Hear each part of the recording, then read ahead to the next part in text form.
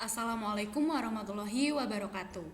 Bagaimana kabar kalian hari ini? Semoga dalam keadaan sehat ya. Nah, pada kesempatan pagi hari ini kita akan belajar IPA, yaitu komponen ekosistem. Sebelum belajar, kita berdoa terlebih dahulu. Berdoa dipersilahkan.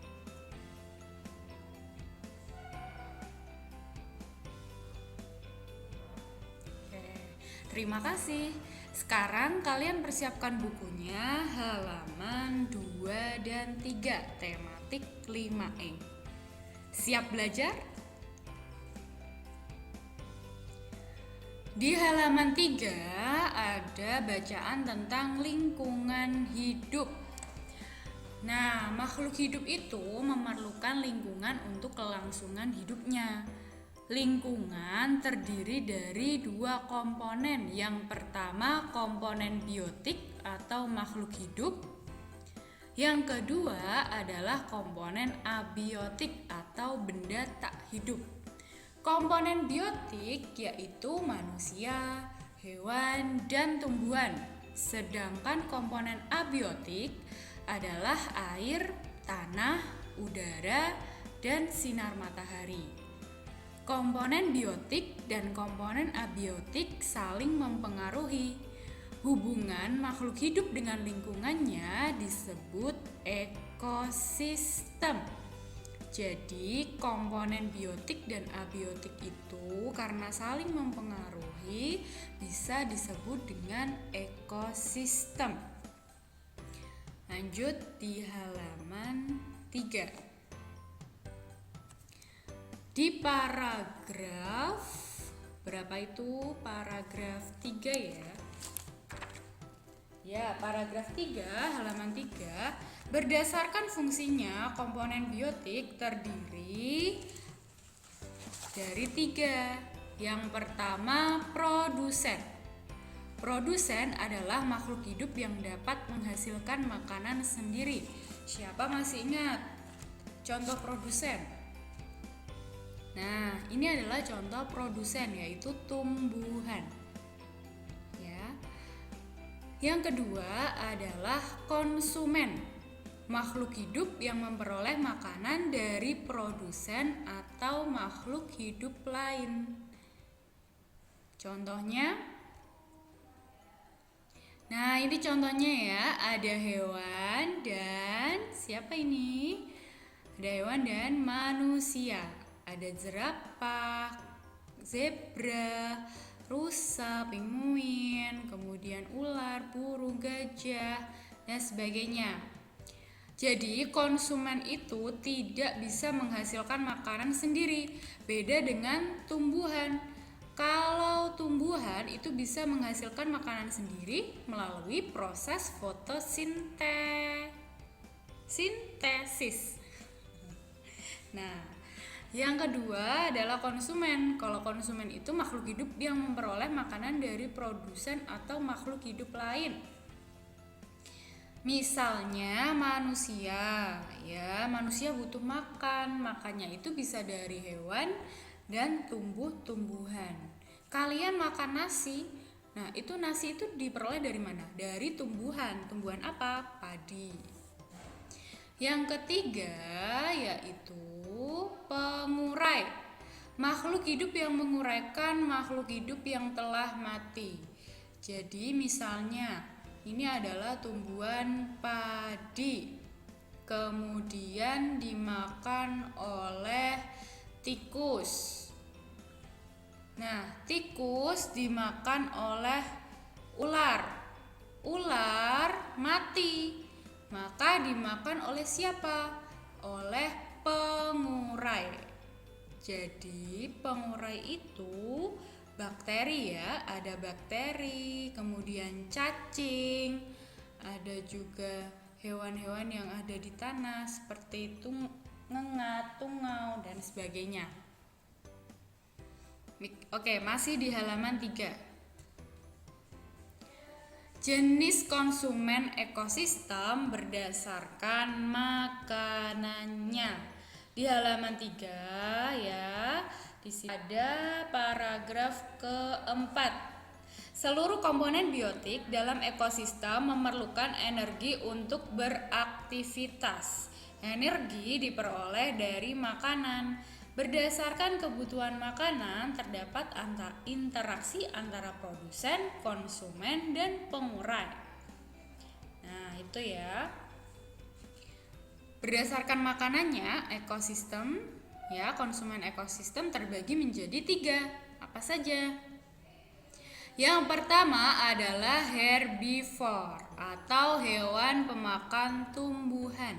Jadi hewan ini memakan jenis tumbuhan, bisa rumput, kemudian pohon, daun ya. Contohnya apa? Sapi, kambing, belalang, jerapah, kuda, rusa, lebah, kelelawar, kupu-kupu, dan sebagainya. Bu, lebah itu memakan tumbuhan. Ya, karena lebah menghisap nektar yang dihasilkan oleh bunga. Nah, bunga itu termasuk tumbuhan. Kelelawar, Bu, kelelawar makannya buah. Kelelawar makannya apa? Buah. Jadi termasuk hewan herbivore atau pemakan tumbuhan. Kupu-kupu sama dengan lebah. Dia memakan nektar atau madunya dari bunga. Yang kedua ada karnivor atau hewan pemakan daging. Ya, contohnya singa, ular, elang, harimau, macan, buaya, dan sebagainya. Yang ketiga ada omnivor atau hewan pemakan daging dan tumbuhan. Jadi kalau herbivore itu memakan tumbuhan saja, kalau karnivor memakan daging, kalau omnivor pemakan keduanya yaitu daging dan tumbuhan. Contohnya apa? Tikus, ayam, monyet, musang, beruang, kecoa, kadal, dan sebagainya. Oke, jenis ekosistem. Dibuka tematiknya halaman 6 ya sampai 7. Jenis ekosistem ada 2 berdasarkan cara terbentuknya dan berdasarkan habitatnya. Nanti kita bahas satu persatu. Yang pertama dulu ya, ekosistem berdasarkan cara terbentuknya. Berdasarkan cara terbentuknya, ekosistem dibagi menjadi 2 bagian besar. Yang pertama, ekosistem yang terbentuk secara alami dan ekosistem yang dibentuk manusia atau ekosistem buatan. Nah, ekosistem alami dapat dibagi menjadi 2, yaitu ekosistem hutan dan ekosistem laut. Kalau ekosistem hutan, ya berarti yang ada di hutan. Nih, misalkan ya, ada monyet, gorila, kemudian kadal, buaya, rusa. Nah, ini adalah makhluk-makhluk yang hidup di hutan. Sedangkan di sampingnya ini adalah ekosistem laut. Ada ikan, terumbu karang, dan lain-lain. Ekosistem berdasarkan cara terbentuknya yang kedua yaitu ekosistem buatan. Kalau tadi yang alami ada ekosistem hutan dan ekosistem laut. Kalau ekosistem buatan juga dibagi menjadi 2, yaitu ekosistem sawah, ya ini ekosistem sawah, dan ekosistem kolam. Nah, di sawah itu ada hewan-hewan ini, ada tikus, kemudian ular, elang, burung pemakan serangga, laba-laba, burung pipit, belalang, predator, katak, dan sebagainya. Sedangkan kalau di sawah itu ada tumbuhan apa sih? Mayoritas adalah padi, jagung juga boleh. Nah, itu. Ekosistem kolam. Ekosistem kolam itu ada siput, ikan kecil, ikan besar, ganggang ya, ini ada ganggang. Kemudian tumbuhan rawa, lumpur, dan sebagainya. Oke, kalau tadi berdasarkan cara terbentuknya, sekarang berdasarkan habitat. Habitat adalah tempat tinggal makhluk hidup di halaman 6-7 ya. Oke. Yang pertama yaitu ekosistem air atau akuatik. Dibagi lagi menjadi dua jenis. Yang pertama ekosistem air tawar dan ekosistem air laut. Sedangkan yang ekosistem darat adalah dibagi menjadi 5. Ekosistem hutan tropis dan hutan gugur, ekosistem sabana, ekosistem gurun, ekosistem taiga, dan ekosistem tundra. Nih ya, berdasarkan habitat. Habitat itu tempat tinggal makhluk hidup. Kalau tadi berdasarkan cara terbentuknya, kalau sekarang berdasarkan tempat tinggal hewannya. Oke, kita bahas satu persatu. Yang pertama yaitu ekosistem air. Tadi ada ekosistem air tawar dan ekosistem air laut. Ekosistem air tawar di halaman 7. Nah, air tawar tuh termasuk apa saja ya? Yaitu danau, sungai, dan kolam. Tumbuhan yang biasanya hidup di ekosistem air tawar adalah ganggang, teratai, eceng gondok, dan lumut. Hewannya Bu, tentunya ikan yang bisa hidup di air tawar, yaitu gurami, mujair, lele, dan lain-lain. Yang kedua yaitu ekosistem air laut. Nah, ekosistem air laut ini juga dibagi menjadi dua lagi. Ada ekosistem terumbu karang. Ya, memiliki jenis tanaman laut dan hewan yang beragam. Kalau ekosistem terumbu karang tuh biasanya ada di laut yang dangkal ya, masih dangkal ketinggiannya, kedalamannya. Kemudian kalau ekosistem laut dalam dihuni oleh hewan-hewan pemangsa seperti hiu, kemudian ikan-ikan predator, dan biasanya suhunya lebih dingin ya, karena masuk ke dalam lautnya. Sekarang ekosistem darat. Yang pertama ada ekosistem hutan. Ekosistem hutan ini juga dibagi menjadi dua. Ada ekosistem hutan hujan tropis. Ya, cirinya memiliki curah hujan yang tinggi. Kemudian pepohonannya besar dan tinggi. Tanahnya yang subur. Nah, hewan yang tinggal di ekosistem hutan hujan tropis ada kera, harimau, badak, gajah, dan burung. Ini berarti di mana? Di Indonesia ya, karena beriklim tropis. Yang kedua ada ekosistem hutan gugur. Cirinya curah hujan merata, ditumbuhi pohon yang mampu beradaptasi 4 musim. Hewan yang tinggal ada rusa dan tupai. Nah, ini ekosistem darat yang kedua ada ekosistem sabana. Sabana atau padang rumput kering yang ditumbuhi rerumputan dan sedikit pohon, biasanya ada di Afrika. Hewan yang tinggal adalah singa, jerapah, zebra, dan ular. Ekosistem darat yang ketiga ada ekosistem gurun. Ekosistem yang gersang dan bercuaca ekstrim, biasa ditumbuhi tanaman kaktus dan ditinggali hewan unta. Berarti ini ada di Arab Saudi sana ya. Ada kaktus dan hewannya hewan unta. Yang keempat, ekosistem darat yang keempat ada ekosistem taiga. Ekosistem yang bersuhu rendah dan dingin, tumbuhannya adalah pinus dan cemara, ditinggali oleh hewan beruang dan serigala. Oke, ekosistem darat yang terakhir adalah ekosistem tundra.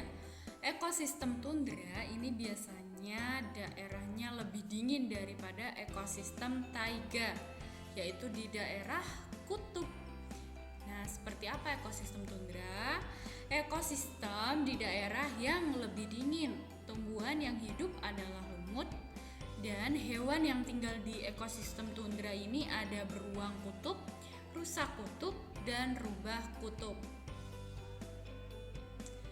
Oke, kita buka tematiknya halaman 25 sampai dengan halaman 26. Tadi kita kan sudah belajar ekosistem. Nah, di dalam ekosistem itu juga ada daur hidup hewan. Sudah pernah belajar di kelas 4 ya, daur hidup hewan ya, atau disebut dengan metamorfosis. Nah, berdasarkan proses perkembangan hidupnya ada dua jenis hewan. Yang pertama, hewan bermetamorfosis ya. Jika bentuk hewan muda sangat berbeda dengan hewan ketika dewasa. Nah, hewan bermetamorfosis juga dibagi menjadi dua. Hewan bermetamorfosis sempurna ya, yaitu siapa? Kupu-kupu. Hewan bermetamorfosis sempurna mengalami perubahan bentuk dan fungsi tubuh mulai dari menetas. Ciri khasnya adalah fase pupa atau berudu. Jadi metamorfosis sempurna itu melewati fase kepompong atau juga fase berudu kalau di katak ya. Nah, yang kedua ada hewan bermetamorfosis tidak sempurna, mengalami perubahan bentuk dan fungsi tubuh yang tidak terlalu mencolok. Ciri khasnya ada penambahan struktur tubuh seperti sayap. Hewan apa yang bermetamorfosis tidak sempurna? Kecoa. Nah, ini adalah daur hidup kecoa ya. Dari kecoa dewasa kemudian bertelur. Nah, telur ini menetas menjadi nimfa tanpa sayap. Jadi kecil banget. Jadi telur kemudian nimfa tanpa sayapnya ini sangat kecil. Nah, kemudian berubah lagi menjadi nimfa tanpa sayap yang kedua, yaitu sudah agak besar.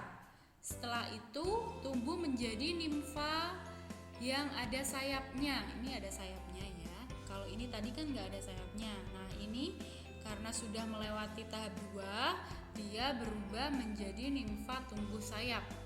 Setelah dewasa, dia akan bertelur kembali. Begitu juga dengan kupu-kupu.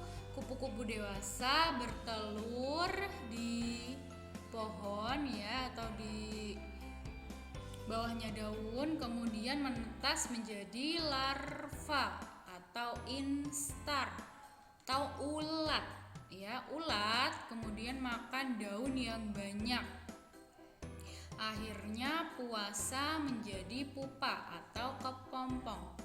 Kepompong ini berubah menjadi kupu-kupu, kemudian bertelur lagi dan seterusnya. Di buku kalian juga ada halaman 26. Hewan yang tidak bermetamorfosis. Hewan yang tidak memiliki perubahan bentuk dan fungsi tubuh dari lahir hingga dewasa. Siapa ya? Nah, kucing. Kucing itu kan kalau sudah lahir dia tidak ada telurnya seperti kupu-kupu atau kecoa, tapi langsung bentuknya ya kucing kecil, kucing muda, kemudian menjadi kucing dewasa. Setelah itu berkembang biak, kucing betinanya hamil, melahirkan kucing kecil lagi, kucing muda, kucing dewasa, begitu seterusnya. Demikian dari Bu Anis, kurang lebihnya mohon maaf. Wassalamualaikum warahmatullahi wabarakatuh.